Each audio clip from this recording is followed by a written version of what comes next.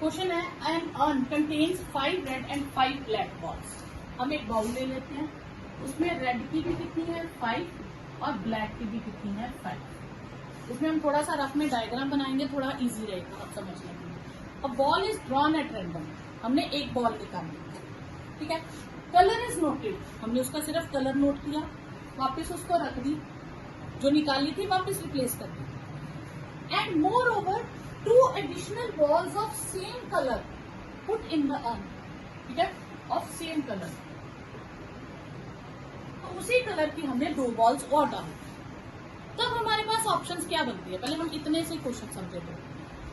अब एक बच्चे को बोला लाओ, वो रेड उठाता है, ठीक है, वापिस रखता है और 2 बाहर से रेड बॉल्स और डाल देता है। एक तो ये केस बन जाएगा। उस वक्त उसके बाद जो दूसरा बच्चा रेड बॉल उठाने जाएगा तो उसके पास कितनी हो जाएंगी 7 ऑप्शन हो जाएंगी आउट ऑफ 12, ठीक है। अगर बच्चे ने ब्लैक उठाई पहले तो वो ब्लैक की ही 2 और डाल देगा उसमें, उस वक्त ब्लैक की कितनी हो जाएंगी 7, टोटल 12। अब दूसरे बच्चे ने रेड की उठानी है क्योंकि क्वेश्चन में लिखा रेड, तो पहले उसने क्या किया, चलिए पहले इतना समझते हैं कि उसने पहले रेड उठाई, देखी 2 बॉल्स और रेड की डाल दी।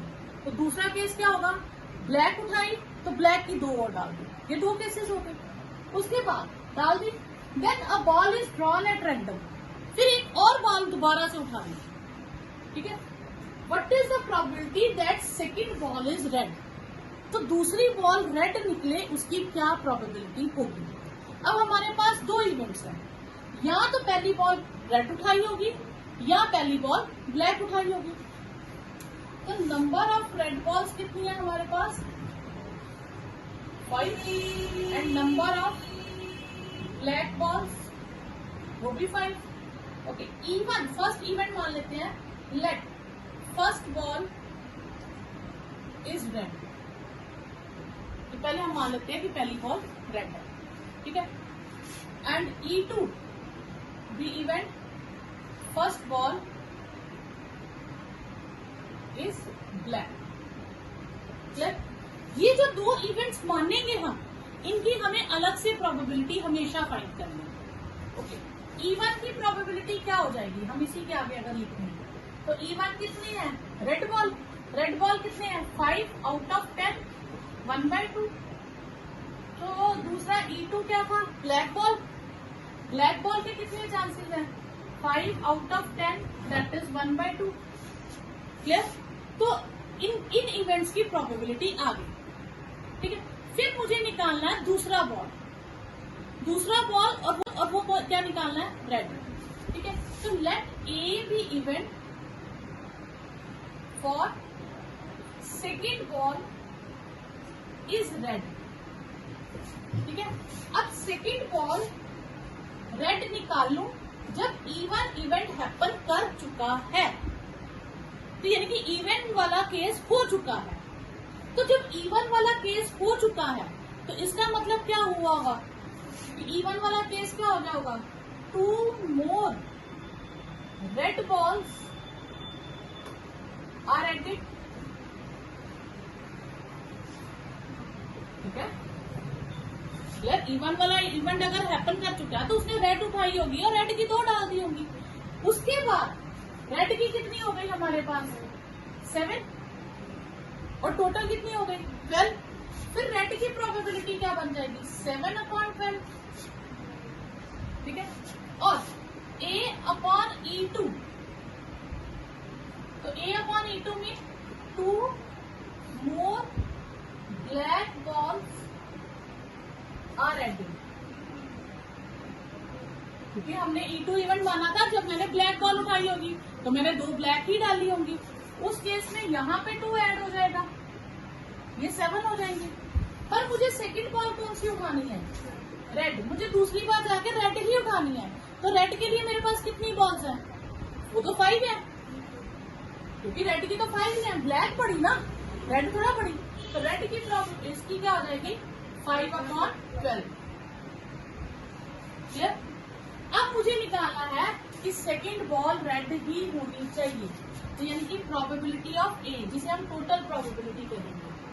तो अगर पहला इवेंट अक्कर करेगा तो उसके बाद उसके क्या चांसेस है, प्लस अगर मैं दूसरा इवेंट अक्कर हो जाए तो उसके बाद ए के क्या चांसेस है, ये हो गई टोटल प्रोबेबिलिटी।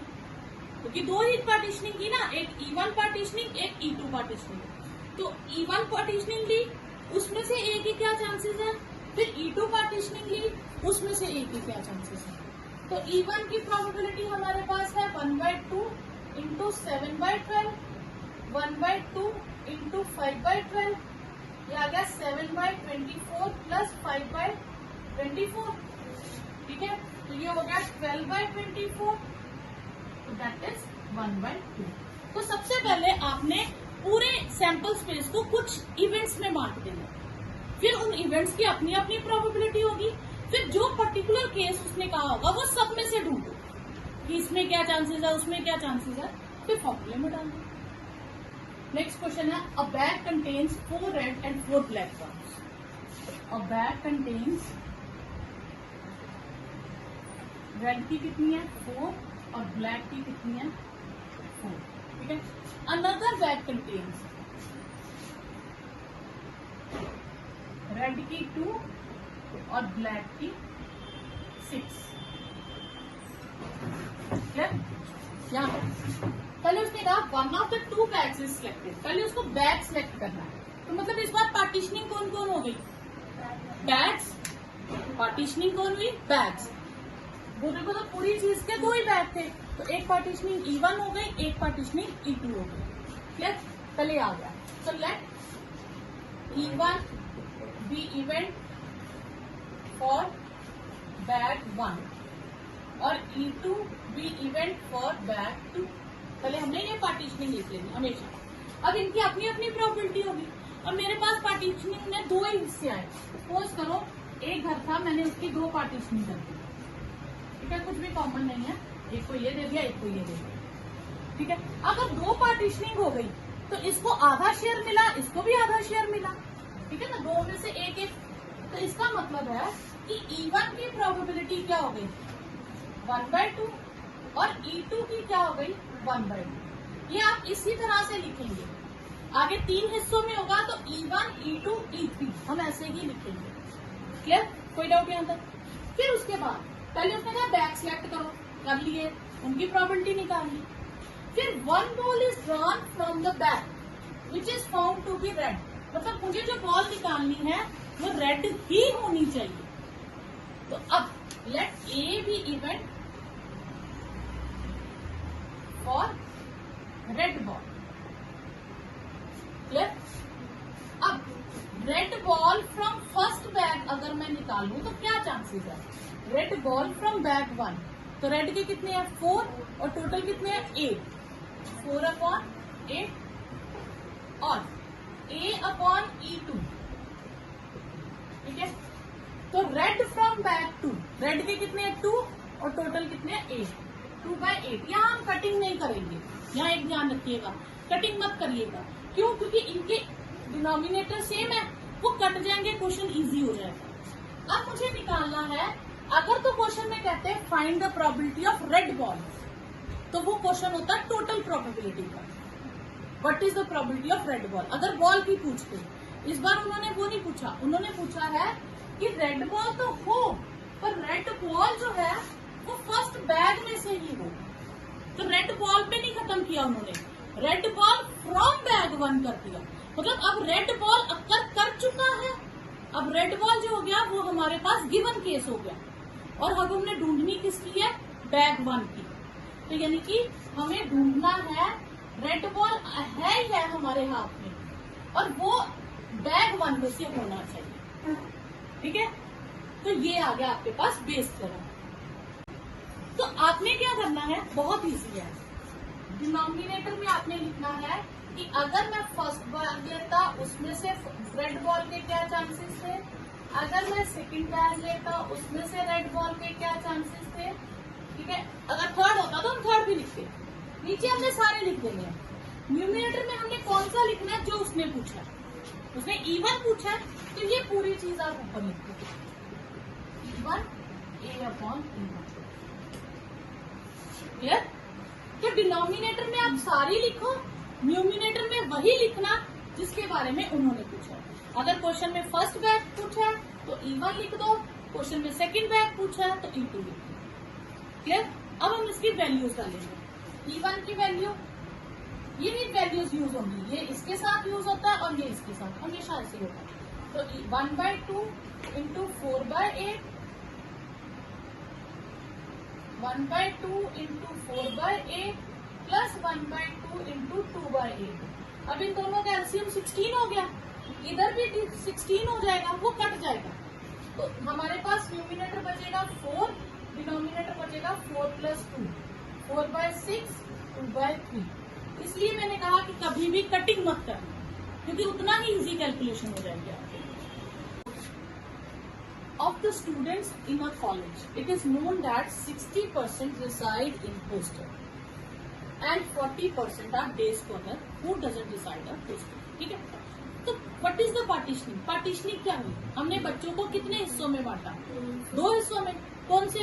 एक जो हॉस्टल अटेंड करते हैं और एक जो हॉस्टल अटेंड नहीं करते हैं। तो मतलब हमारे पास 2 पार्टीशनिंग हो गई।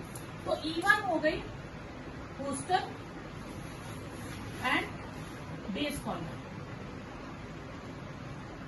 ठीक है? एक हॉस्टलियर होगी और एक डे स्कॉलर, ये 2 हो गई पार्टीशनिंग। और पार्टीशनिंग के नाम हमने क्या रखे होते हैं? E1 and E2। तो E1 हो गया फॉर स्टूडेंट इज हॉस्टलियर और E2 पार्टीशनिंग क्या हो गई? Student is day scholar. यही हो गया ना, पूरी ग्रुप में से पूरे स्टूडेंट्स के हमने 2 हिस्से कर दिए और दोनों में कुछ भी कॉमन नहीं होगा, क्योंकि जो हॉस्टलियर होगा वो डे स्कॉलर नहीं होगा और जो डे स्कॉलर होगा वो हॉस्टलियर नहीं होगा। यहाँ तक क्लियर? अच्छा, उसके बाद हॉस्टल में रहते कितने हैं? 60%। तो ये प्रोबेबिलिटी हमें पहले ही दे दी है। E1 की प्रोबेबिलिटी हो गई 60%, यानी कि 60/100। हम कटिंग नहीं करेंगे। और डे स्कॉलर की प्रोबेबिलिटी क्या है?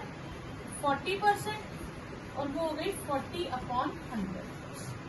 क्लियर? कोई डाउट यहाँ तक? अब उसके बाद हमने जो पार्टीशनिंग की थी उनमें से हम एक इवेंट लेते हैं जो सबके पास होता है। तो वो इवेंट क्या है? For all the students who reside hostel attain grade A. तो इस बार हमारे पास वो पर्टिकुलर ए इवेंट क्या हो गया? अटेन ग्रेड ए, ठीक है? एंड अटेन ग्रेड ए 30% बच्चे, 30% स्टूडेंट्स जो हॉस्टल में रहते हैं और जिनका ए ग्रेड आता है, ठीक है? एंड 20% स्टूडेंट्स जो डे स्कॉलर थे उनका ए ग्रेड आया। तो स्टूडेंट्स में से क्या स्पेशल उन्होंने इवेंट निकाला है? ए ग्रेड आना। तो let A be event for student attain grade A. Partitioning पता चल गई, ए इवेंट पता चल गया। अब हमने क्या निकालना होता है?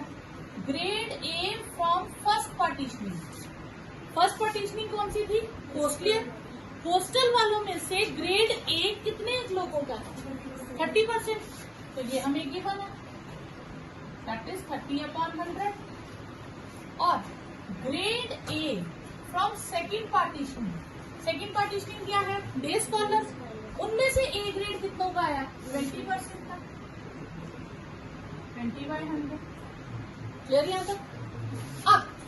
अब उसने कहा at the end of the year 1 student is chosen at random. हमने कोई भी एक स्टूडेंट लिया, हैज ग्रेड ए।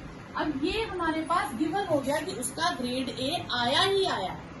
तो अब ग्रेड ए क्या हो गया? हमारे पास डिनोमिनेटर का काम करेगा, ठीक है? हम कंडीशनल प्रोबेबिलिटी निकालेंगे जिसमें ग्रेड ए क्या हो जाएगा? बेस में आ जाएगा।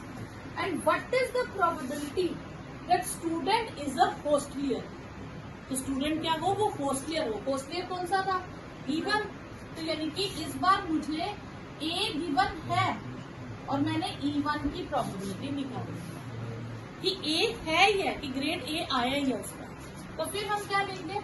पहले denominator first partitioning and grade A from first partitioning plus second partitioning and grade A from second partitioning. ये हो गया हमारी टोटल प्रोबेबिलिटी. जो डिनोमिनेटर में आता है ये क्या है? Total probability. उसमें से मैंने ग्रेड ए फर्स्ट पार्टीशनिंग लेनी है तो मैं फर्स्ट पार्टीशनिंग वाला केस ऊपर लिखूंगी. तो ये आपके पास आ जाएगा 60/100 इंटू 30/100 प्लस 40/100 और सॉरी नीचे आएगा 60/100 इंटू 30/100 प्लस 40/100 इंटू 20/100 और ये आपके पास आ जाएगा 60 into 30 plus 40 into 20 1800 plus 800 1800 plus 20 600 18/26 9/30. तो ये आपके पास आंसर आ गया. In answering a question on a multiple choice test a student either knows the answer और गेसेस द आंसर. तो मतलब पार्टीशनिंग क्या हो गई? नोज और गेसेस. दो हिस्सों में हो गया ना पूरा. तो इसका मतलब हमारे पास E1 इवेंट हो गया स्टूडेंट knows the answer और E2 इवेंट हो गया स्टूडेंट guesses the answer. ठीक है. Okay. Let 3/4 be the probability he knows the answer. मतलब उसको आंसर आता है, उसकी प्रोबेबिलिटी 3/4 है, यानी कि E1 की प्रोबेबिलिटी 3/4 हो गई. अब गैसेस की तो उसने दी नहीं, तो कैसे निकालेंगे? यहां से आएगी. उसने तो सिर्फ नोज की दी ना, गैसेस की क्या है? अब बताओ. देखो पूरा सैंपल स्पेस है, पूरे सैंपल स्पेस की प्रोबेबिलिटी क्या होती है? 1 होती है. सैंपल स्पेस की प्रोबेबिलिटी क्या होती है? 1 होती है. अब E1 इवेंट और ये बाकी का E2 इवेंट ले लो. ठीक है. इसकी प्रोबेबिलिटी अगर 3/4 है तो इसकी प्रोबेबिलिटी क्या हो जाएगी? 1 minus 3/4.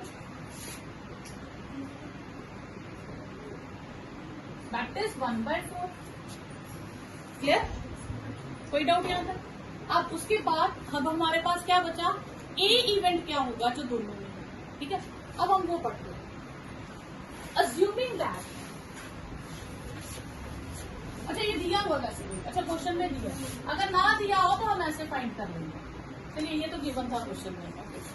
Assuming that a student who guesses the answer will be correct, the probability is 1/4.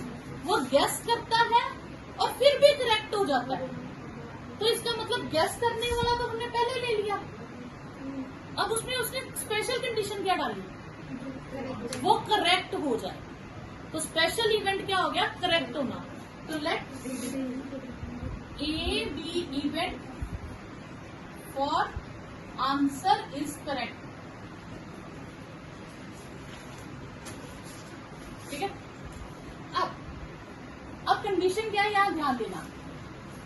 Answer correct है, प्रोबेबिलिटी 1/4 है. कब? जब वो गेस करता है. तो गेस करने वाला केस कौन सा था? वो तो E2 था. तो यानी कि A/E2 वो 1/4 है. ठीक है. अब A/E1 क्या होगा?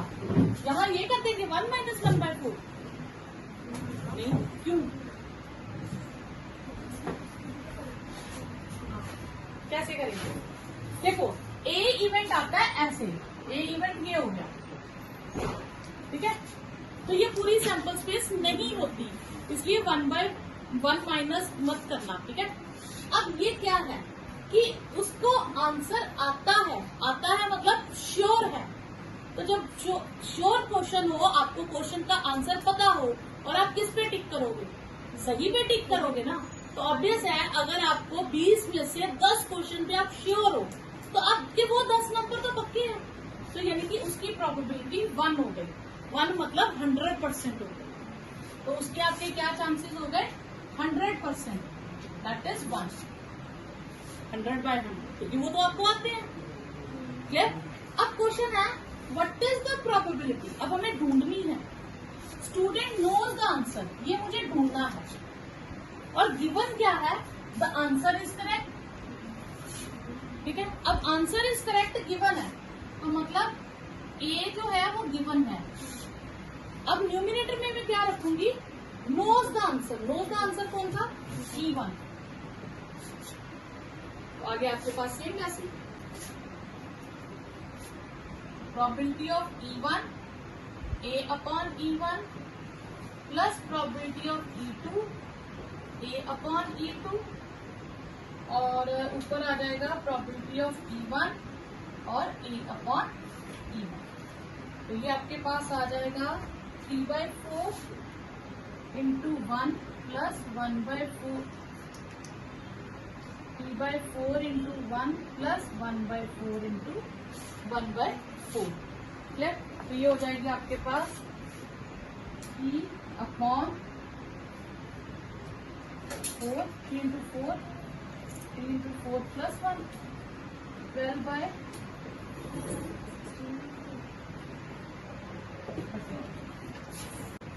A laboratory blood test is 99% effective in detecting a certain disease।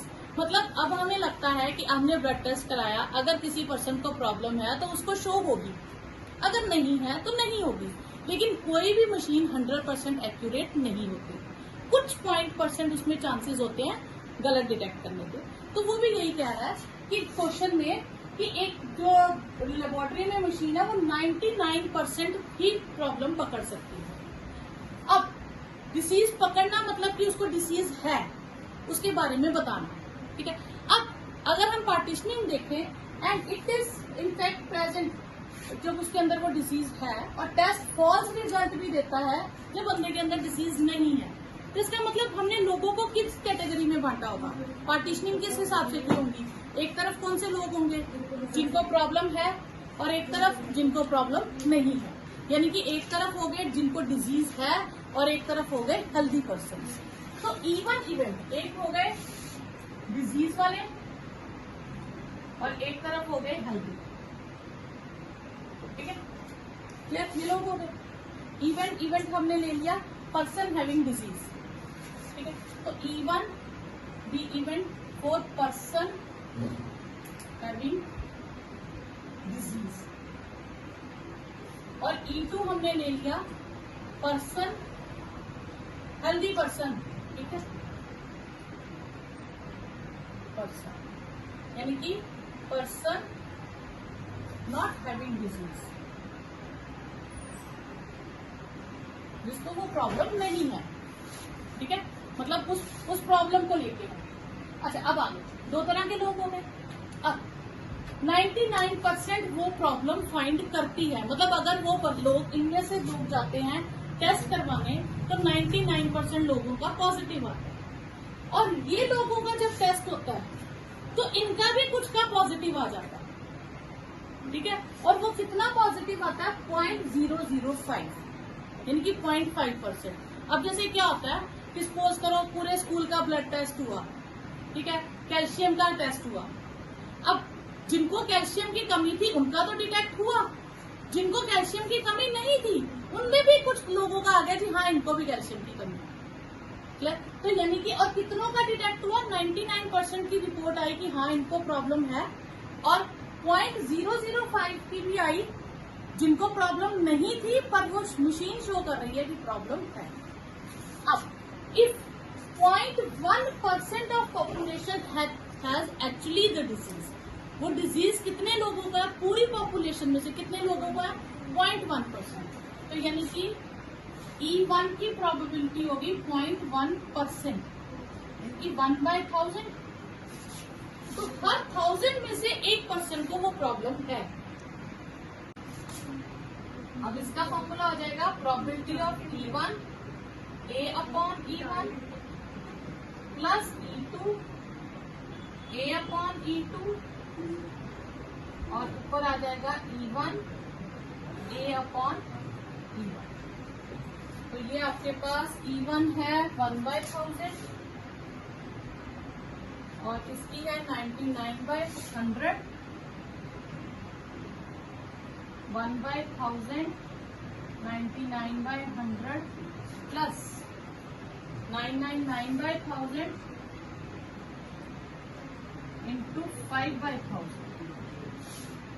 Plus, अब इसको कट करें तो ये आ जाएगा 99 अपॉन कितने जीरोस आ जाएंगे, 5 zeros, 99 upon 5 zeros plus 999 into 5 4995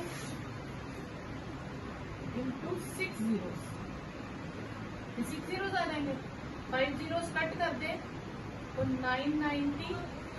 990 plus 4995 990 plus, ठीक है, ये ऐड करके आपके पास आ जाएगा 5985 और इसकी कटिंग कर लीजिए, ये आ जाएगा 22/133।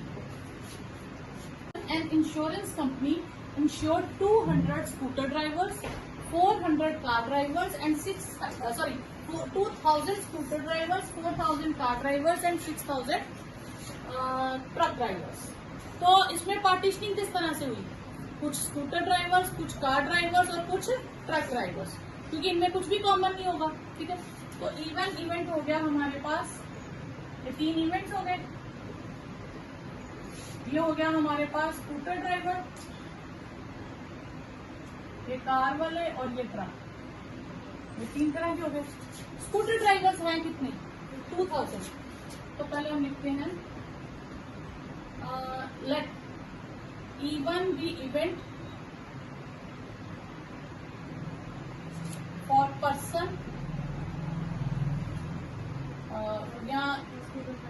या insured person is scooter driver,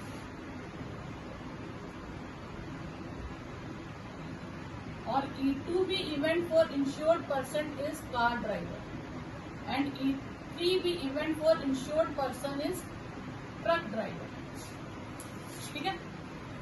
अब इसमें प्रोबेबिलिटी नहीं दी, E1 E2 E3 की प्रोबेबिलिटी नहीं है, क्योंकि तीनों एक जैसे नहीं है, उनकी काउंटिंग अलग अलग है, ठीक है। तो नंबर ऑफ स्कूटर ड्राइवर्स कितने हैं,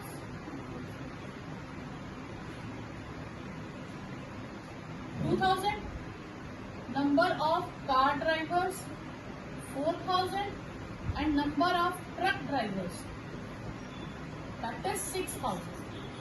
तो टोटल कितने हो गए, टोटल ड्राइवर्स 12000। तो प्रोबेबिलिटी ऑफ E1 क्या हो जाएगी आपके पास, 2000 अपॉन 12000, ठीक है। तो 2 से कटिंग हो जाएगी 1/6। E2 की क्या हो जाएगी, 4000 अपॉन 12000, 2 से करते हैं 2/6, ठीक है। और E3 की क्या हो जाएगी, 6000 अपॉन 12000, तो 3/6। मैं 6 का रखा तीनों में कि डिनोमिनेटर सेम रहेगा, कटिंग आप ज्यादा भी कर सकते हो, फिर एलसीएम लेना पड़ेगा, इसलिए मैंने 6 में रख दिया। अब ए इवेंट क्या लेना है, one of the insured person meet an accident, अलग से क्या है एक्सीडेंट पे, तो let A be event person meet an accident.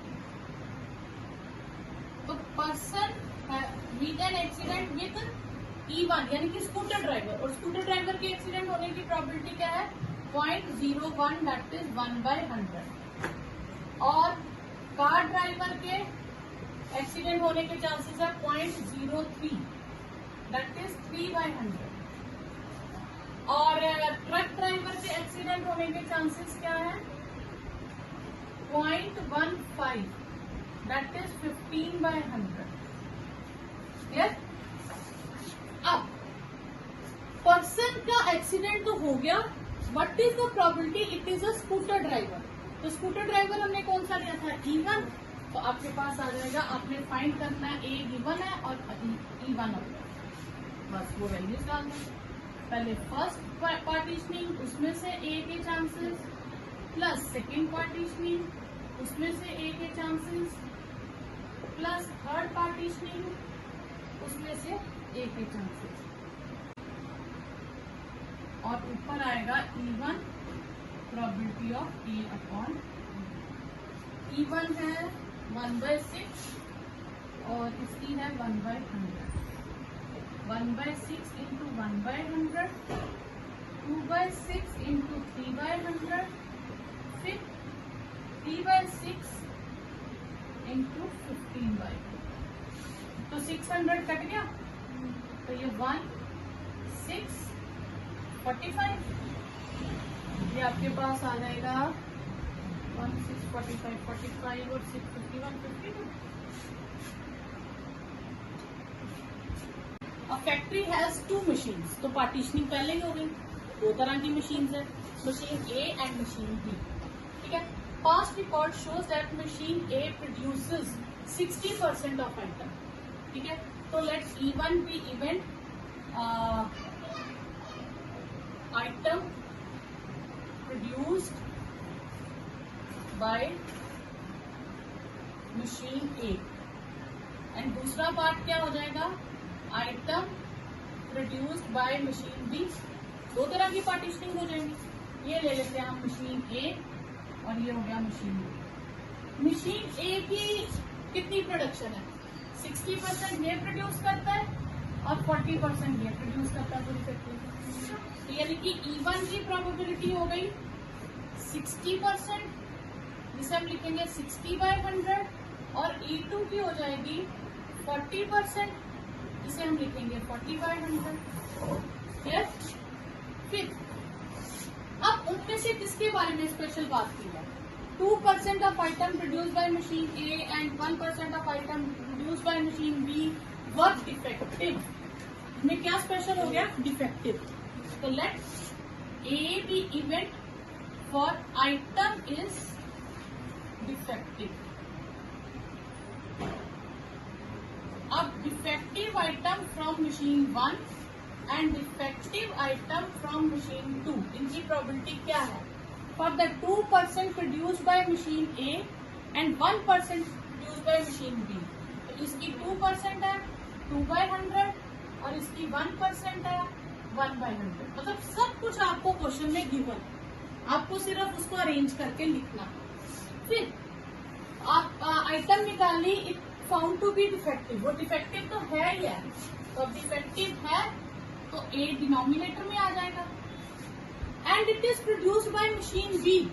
Machine B हमारे पास कौन सा इवेंट था, E2, E2 ऊपर आ जाएगा। तो ये आ जाएगा आपके पास P of first partitioning defective from first plus second partitioning defective from second, और हमें सेकेंड डिस्कस करना है तो हम सेकेंड पार्टीशनिंग ऊपर लिखेंगे। पहले हम हमेशा डिनोमिनेटर लिखेंगे, जो हमें चाहिए वो न्यूमरेटर में लिख लेंगे। तो ये आ जाएगा 40/100 into 1/100, 60/100 into 2/100 plus 40/100 into 1/100, 40 120 plus 40 40/160, that is 1/100. Two groups are competing for the position of board of directors of corporation. मतलब सपोज करो कोई कमेटी है, कोई सोसाइटी है, उसमें 2 ग्रुप्स compete कर रहे हैं कि हमारी कॉर्पोरेशन बन जाए, दूसरा नहीं हम जीत जाए, तो कुछ भी 2 ग्रुप्स हैं। तो मतलब पार्टीशनिंग किस तरह की होगी, 2 ग्रुप्स की, ठीक है। Let E1 be event for group 1 winning a group 1,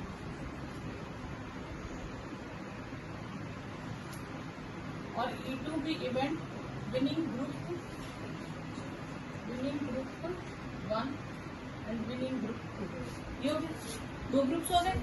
okay, E1 की प्रोबेबिलिटी क्या है, जीतने की 0.6 यानी कि 6/10, और E2 के विन करने की प्रोबेबिलिटी है 0.4 यानी कि 4/10। ओके, फर्दर अब वो दोनों क्या कह रहे हैं कि हम जीते, तो उन्होंने अपना कोई मैनिफेस्टो तो देना ही है। तो वो कह रहे हैं कि अगर हमारा ग्रुप जीत गया तो हम एक नई प्रोडक्ट लॉन्च करेंगे, और वो प्रोडक्ट लॉन्च करने की प्रोबेबिलिटी है 0.7। और अगर दूसरा टीम जीत जाती है तो वो भी कह रहे हैं कि हम भी प्रोडक्ट लॉन्च करेंगे, लेकिन उनके प्रोडक्ट लॉन्च करने के चांसेस है 0.3। अब तो इसका मतलब ए इवेंट क्या हो गया, न्यू प्रोडक्ट का लॉन्च होना, ठीक है। तो A the event for new product is, ठीक है, इंट्रोड्यूस। अब न्यू प्रोडक्ट इंट्रोड्यूस हो जब फर्स्ट ग्रुप जीत जाता है तो उसके चांसेस है 0.7 यानी कि 7/10। और न्यू प्रोडक्ट इंट्रोड्यूस होगा जब दूसरा ग्रुप जीत जाता है तो उसके है 0.3 यानी कि 3/10। यहाँ तक हो गया था। फिर उसने कहा find the probability that new product introduced, नया प्रोडक्ट इंट्रोड्यूस हो गया, यानी कि ए तो हो गया, मतलब कि जो इवेंट है न्यू प्रोडक्ट इंट्रोड्यूस हो गया, then it is produced by introduced by after the winning of second group. तो सेकेंड ग्रुप क्या है हमारे पास, E2, ठीक है। तो ये आ जाएगा हमारे पास। फिर वैसे ही first group product introduce from first group, second partitioning और A/E2।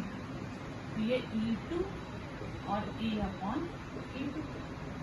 तो E2 है हमारे पास 4/10 और ये है 3/10, 6/10, 7/10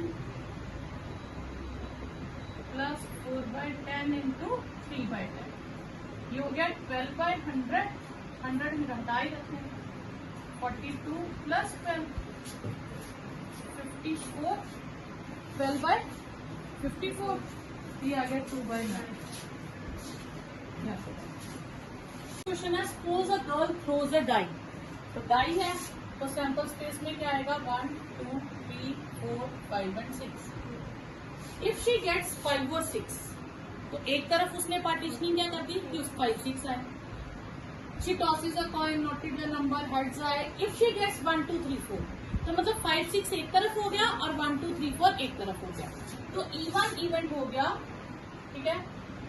इफ शी गेट्स 5 और 6, और E2 इवेंट हो गया if she gets 1, 2, 3 and 4।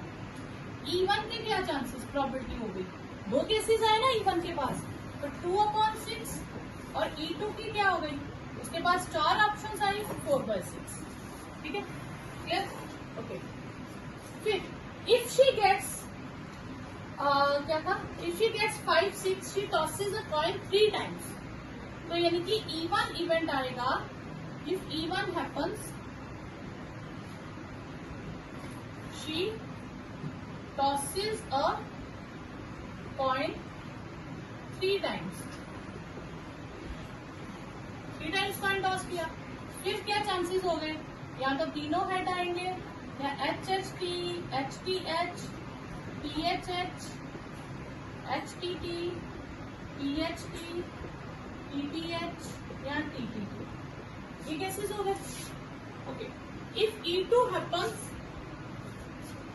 if she gets 5, 6, she throws 3 times coin and number of heads देख लेगी। If she gets 1, 2, 3, 4, she tosses a coin। If E2 happens, she tosses a coin कितनी बार, once, एक ही बार। तो फिर chances क्या है, head और tell ही आएगा, एक कॉइन में तो यही आएगा, ठीक है। वेदर अ हेड और a tail is obtained, she obtained exactly 1 head. अब इसके पास स्पेशली और क्या बता दिया, एग्जैक्टली 1 हेड। अब ये चीज एक नहीं डालती, तो ये हम क्या ले लेंगे, ए। तो A be event for exactly 1 head, ये ए आ गया, ठीक है। और what is the probability if she throws 1 2 3 4 in die, तो 1 2 3 4 वाला E2, तो मुझे E2 अपॉन ए फाइंड करना है। तो पहले तो मैं A अपॉन E1 फाइंड करूंगी। A upon E1 one head आए, ठीक है, और E1 इवेंट में से, तो इसमें से वन हेड आने के कितने चांसेस हैं? वन हेड वाला 1 2 और 3 चांसेस है, तो ये हो गया 3 आउट ऑफ 8। और दूसरा A अपॉन E2, इसमें से वन हेड आने का एक ही चांस है, 1/3, यही हुआ। अब मुझे फाइंड क्या करना है? मुझे फाइंड करना है कि वन हेड तो आया, और जब 1 2 3 4 डाई पे आया था, 1 2 3 4 वाला केस कौन था ना? E2, ये आएगा E2 अपॉन, फिर वैसे ही E1 A upon E1, E2 A upon E2, और E2 A अपॉन E2। यहाँ पे आप ध्यान रखिएगा, जैसे जैसे क्वेश्चन में दिया होगा आप वैसे वैसे कंटिन्यू करेंगे, ठीक है। पहले E1 था 5 6 के लिए, E2 था 1 2 3 4 के लिए, फिर हेड्स की डिस्कस किया तो हमने हेड्स के चांसेस ले लिए, फिर उसने किसकी फाइंड करने को कहा, वन हेड, तो हमने उसको ले लिया। उसके बाद वैल्यूज फिल करेंगे। E2 की क्या है? 4/6 इंटू 1/2, 4/6 1/2, और इसकी है 2/6 इंटू 6 to 12 कैंसल, इसे कटिंग कर दूं तो 3/2 भी कट गया ना, तो यहाँ से 3 बचेगा, फिर 4/7, ये 4 आएगा यहाँ पे, ये भी कटिंग कर दो, 3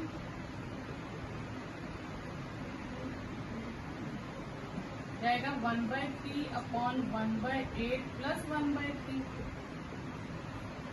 ये आएगा 3 प्लस 8 अपॉन 24, 1/3 11/24, 1/3 24/11, 8, तो ये आंसर आ जाएगा आपके पास 8/11।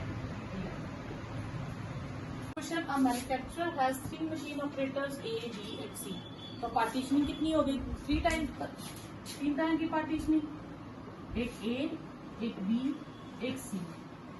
अब यहाँ पे ध्यान दीजिएगा, the operator A 1% defective items, तो यहाँ पे गलती से A की E1 इवेंट की प्रोबेबिलिटी 1% मत लिखिएगा, वो डिफेक्टिव की प्रोबेबिलिटी है, मतलब पूरी प्रोडक्शन में से वो जितना भी प्रोड्यूस करता है उसका 1% डिफेक्टिव है। क्लियर? 3 पार्टीशनिंग है। अब यहाँ पे डिफेक्टिव की प्रोबेबिलिटी कितनी है? ये उन ABC ऑपरेटर्स की प्रोबेबिलिटी नहीं है, ठीक है। और फिर A is on the job for 50%, तो ये A की प्रोबेबिलिटी है, तो A की हो गई 50%, B के है 30% और C की है 20%, तो टोटल 100% हो गए 3 हिस्सों में डिवाइड, तो यानी कि ये पार्टीशनिंग है। अगर कभी कंफ्यूजन हो तो पार्टीशनिंग होगी, इसका मतलब सैंपल स्पेस कंप्लीट हो रही होगी। अगर मैं 1 5 और 7 लूं तो ये 100% नहीं बनता, इसका मतलब ये पार्टीशनिंग नहीं होगी। क्लियर? कोई डाउट यहाँ पर? अब उसके बाद तो late E1 be event for operator A and E2 be event for operator B and E3 be event for operator C। तो E1 की प्रोबेबिलिटी A की कितनी है? 50%, 50/100। B की कितनी है? 30%, दैट इज 30/100, और C की कितनी है? 20%, दैट इज 20/100। तो ये तीनों पार्टीशनिंग की प्रोबेबिलिटी हो गई। अब a defective item is produced, अब किसके बारे में उसने बात की है? उन तीनों में से एक तरह की डिफेक्टिव आइटम फाइंड करना, तो let A be event for defective item.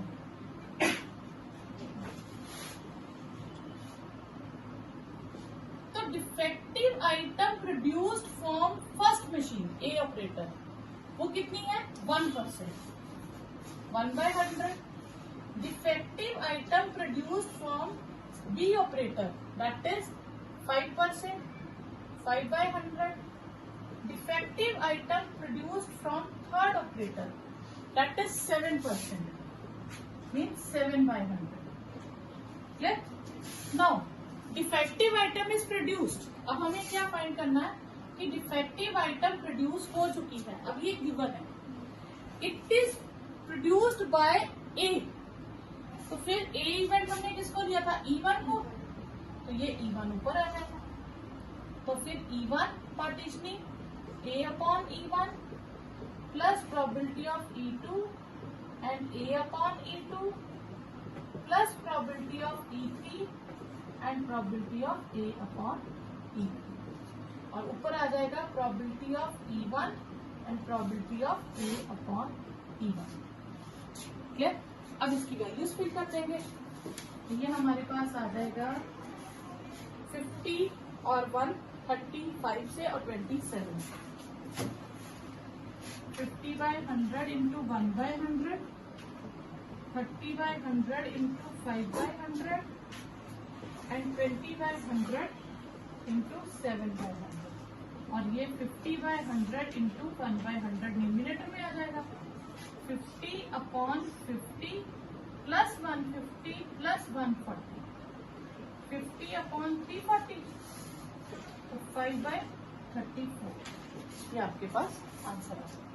Question है, अ card from pack of 52 cards is lost. ठीक है, एक कार्ड गुम हो गया. कोई भी कार्ड गुम हो गया साइड में. वैसे कार्ड पैक में कितने कार्ड्स होते हैं 52. एक गुम हो गया, बाकी कितने रह गए 51. बाकी के 51 में से मैंने 2 कार्ड्स निकालने. अब जो दो कार्ड्स निकाल लूंगी विदाउट रिप्लेसमेंट हुआ, मतलब जो मैंने एक निकाल लिया अब मैं उसको वापस नहीं रखूंगी, एक और वहां से निकालूंगी. तो उस केस में टोटलिंग में कम हो जाता है और इवेंट्स में भी कम हो जाएगा. वो दोनों कार्ड्स मैंने डायमंड ही उठाए. ठीक है. अब find the probability the lost card is also diamond. तो इसका मतलब पार्टीशनिंग क्या हुई. पहले उसने किस हिस्से में दोनों कार्ड्स को या 2 कंडीशंस रखी कि जिसमें 2 पार्टीशनिंग हो जाए. तो इसमें किस में बात कर रहा है वो. क्वेश्चन क्या है. क्वेश्चन में क्या है, pack of 52 card 1 is lost. गुम हुआ है. और एक्चुअल में उसने पूछा है जो गुम हुआ है वो डायमंड का हुआ. तो यानी कि क्वेश्चन 2 तरह से हो गया पार्टीशनिंग. या तो डायमंड का गुम हुआ है या डायमंड का गुम नहीं हुआ है. ठीक है. तो E1 हम ले लेंगे क्योंकि लॉस्ट हुआ है ये तो पक्का है. तो ऑप्शन आगे कि डायमंड का हुआ है एक्चुअल डायमंड का हुआ. तो मतलब हो सकता है ना एक केस ऐसा हो एक्चुअल डायमंड का नहीं हुआ.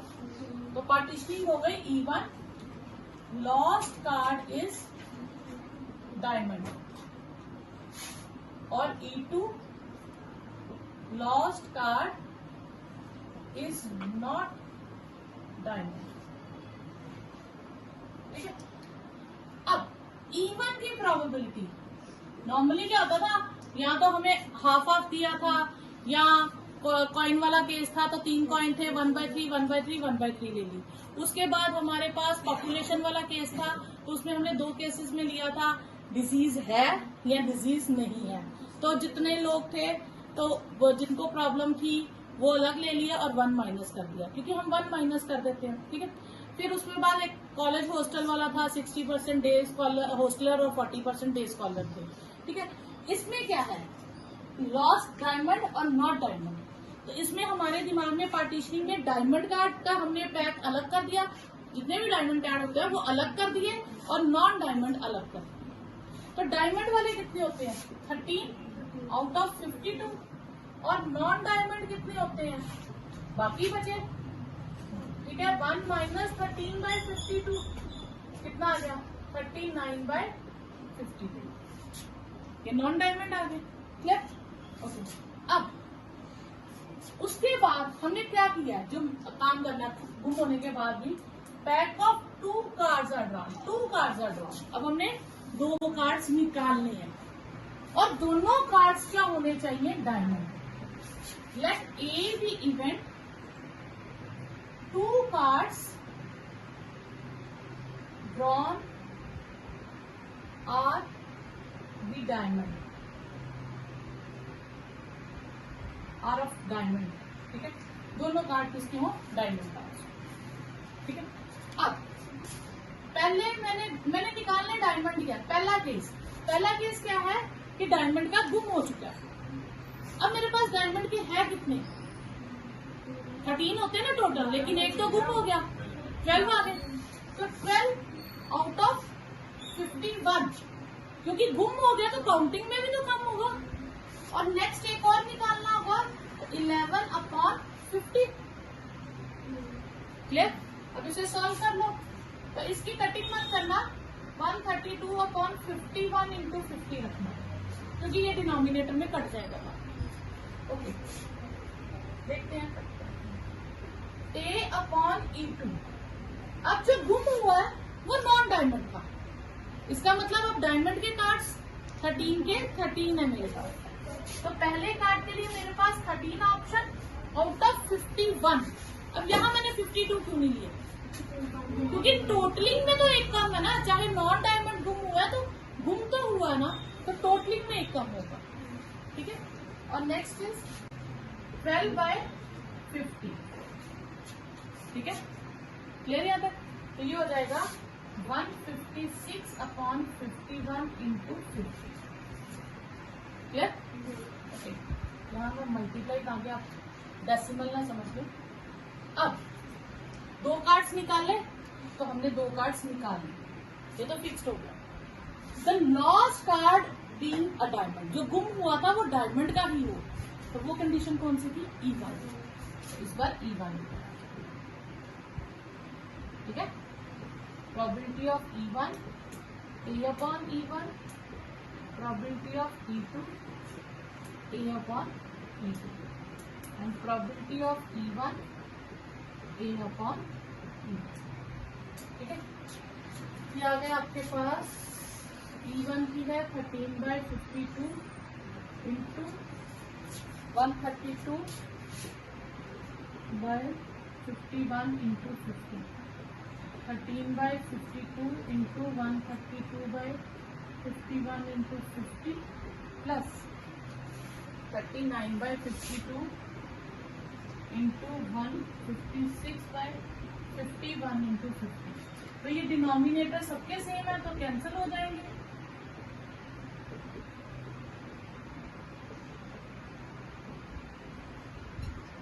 यहाँ से 13 कॉमन आ जाता है, 156 कैंसिल, 132 अपॉन 132 प्लस 6 3 18,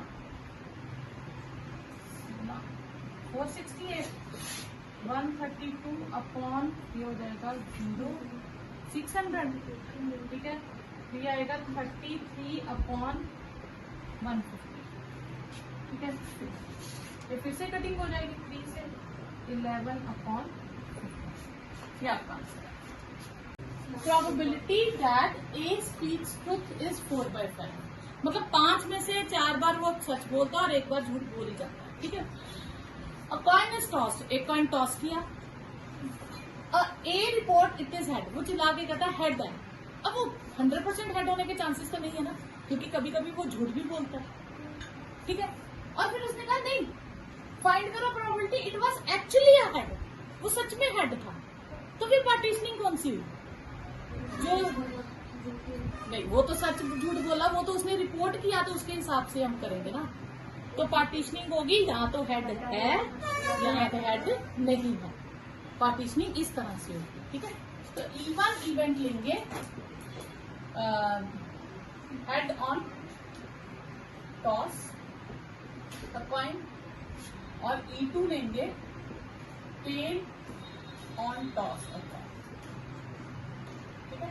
तो E1 की प्रोबेबिलिटी क्या हो जाएगी, 1/2, E2 की प्रोबेबिलिटी क्या हो जाएगी, 1/2, ठीक है। और A क्या लेंगे, उसने रिपोर्ट किया कि वो हेड आया, तो A be event A reports that head appears.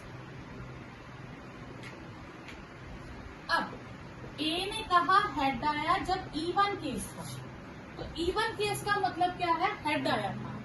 ए कह भी रहा है कि हेड आया था और एक्चुअली हेड आया था, तो फिर वो क्या कह रहा है, सच कह रहा है, तो फिर उसकी प्रोबेबिलिटी होगी 4/5।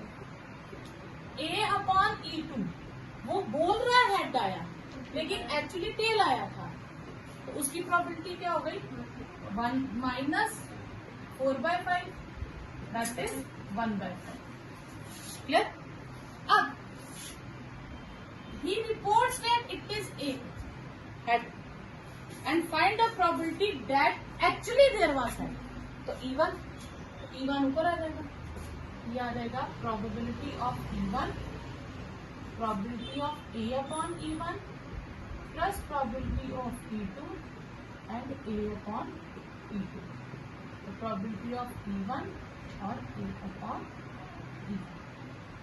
अब इनके आंसर लिख लो, 1/2 into 4/5,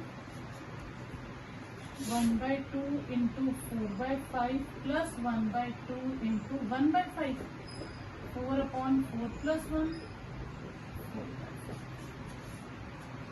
बस आंसर है। देखो इसके सोल्यूशन में क्या आएगा, दो कंडीशंस दी हैं। एक तो दिया A is subset of B, इसका मतलब है कि probability of A is less than और equal to probability of B, और लेस देन ही ले लेते, इक्वल भी नहीं लेते, ठीक है, ओके। अब हमें चाहिए A upon B. A upon B की प्रोबेबिलिटी के लिए फॉर्मूला क्या होता है, A intersection B upon probability of B, ये फॉर्मूला होता है। अब इंटरसेक्शन जो लेंगे, अगर मैं बात करूं ए इंटरसेक्शन बी, तो जब ए सबसेट ऑफ बी होता है तो इंटरसेक्शन किसके इक्वल होती है, ए के इक्वल होती है, स्मॉलर सेट होता है, ठीक है। अब ये आ गया probability of A upon probability of B, ठीक है, क्लियर। अब probability of A probability of B से छोटी है, तो इसका मतलब क्या हो गया हमारे पास कि अगर हम यहां से लें तो दिस इज लेस देन और इक्वल टू, या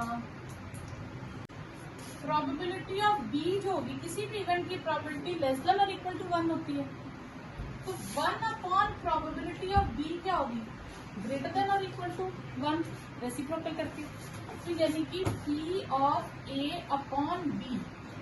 अब इस केस में मैं इसको हटा दूं तो ये साइन लग जाएगा, इज ग्रेटर देन और equal to probability of A upon 1, तो probability of A upon B is greater than और equal to probability of A.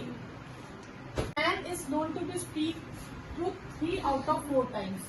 He throws a die. पिछले क्वेश्चन में था कि toss a coin, इसमें die है, report it is 6। अब किसके बारे में वो कह रहा है, 6 के बारे में, ठीक है। तो हम दो केसेस, दो पार्टीशनिंग क्या हो जाएंगी, 6 है और 6 नहीं है, तो event 6 appear on a die और E2 event 6 does not appear on a die, ठीक है। तो E1 की प्रोबेबिलिटी 6 आने के कितने चांसेस है, 1 आउट ऑफ 6, और E2 की प्रोबेबिलिटी 1 माइनस 1/6, दैट इज 5/6। और A event he reports it is 6, ठीक है, a man reports it is 6, तो probability of A upon E1 क्या होगा, अब वो 6 अपेयर हुआ और वो कह भी रहा है 6 अपेयर हुआ, तो इसका मतलब वो क्या कह रहा है, सच कह रहा है, तो ये हो गई 3 आउट ऑफ 4। और दूसरे केस में वो कह रहा है 6 आया है बट 6 अपेयर नहीं हुआ था, तो दैट इज 1 माइनस 1, 3/4, 1/4, वो झूठ बोल रहा है, ठीक है। अब एक्चुअली 6 आया था तो आ गया E1, क्लियर।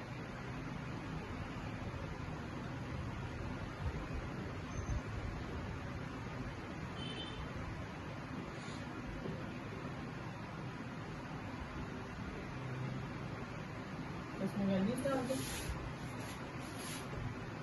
1/6, 3/4, 1/6, 3/4, 5/6, 3 plus 5, 3/8।